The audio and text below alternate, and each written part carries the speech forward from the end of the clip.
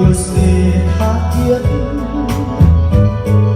Gió vẫn nhắc một người đã ra đi không trở lại, nỡ mất chuyện tình không thể quên. Bước những chuỗi ngày dài ấp ôm bao đêm huyền diệu, ánh mắt ấy giờ này xa lắm.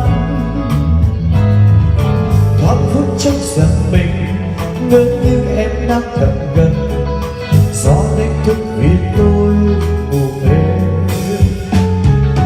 Hát vang xa bước qua đêm thơ, chờ mong ngày mai khắc vào. Và gió vẫn thế, gió vẫn tôi đi tìm về. Dẫu có lúc nước mắt tuôn rơi như hạt sương bé nhỏ. Gió sẽ gì sao giọt xuống tim tôi ngày ngày mà xôn xao.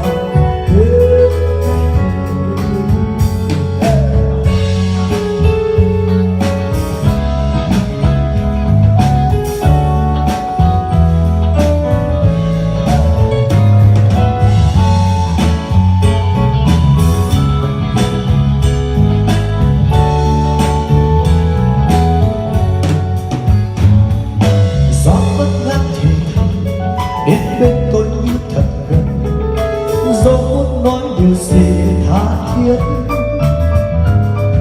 Gió vẫn nhắc một người đã ra đi không trở lại, lỡ mất chuyện tình không thể quên.